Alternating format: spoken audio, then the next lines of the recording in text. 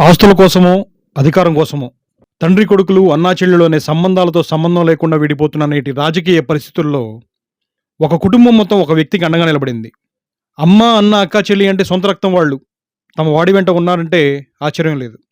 కానీ వదినలు, మేనల్లుళ్ళు, మేనకోడళ్ళు, అన్నల కొడుకులు, కూతుర్లు కూడా ఆ వ్యక్తికి అండగా నిలవడానికి ఏసీ గదులు దాటి మండు టెండల్లో అతని కోసం రోడ్ల మీద తిరుగుతూ ప్రచారం చేస్తున్నారంటే అతను ఎంత మంచివాడై ఉంటాడు. ఆ కుటుంబానికి ఎంత విలువైన వ్యక్తి అయి ఉంటాడు. ఆ విలువైన వ్యక్తే పవన్ కళ్యాణ్.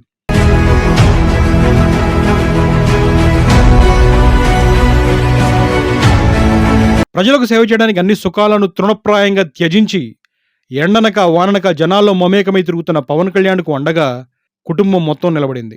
తల్లి ఆశీర్వాదాలు, తల్లి తర్వాత తల్లిగా పెంచిన వదినమ్మ సురేఖ దీవెనలు అందుకున్న పవన్ కళ్యాణ్కు అండగా నాగబాబు సతీమణి పద్మజ కూడా ఎండలు సైతం లెక్క చేయకుండా పవన్ కళ్యాణ్ గెలుపు కోసం పిఠాపురంలో ప్రచారం నిర్వహించారు. ఇప్పటికే వరుణ్ తేజ్, వైష్ణవ్ తేజ్, సాయిధరం తేజ్లు ప్రచారం చేయగా బుల్లితెర నటులు సైతం తమ అభిమాన హీరోని నాయకుడిగా గెలిపించుకోవడానికి ప్రచారం చేస్తున్నారు.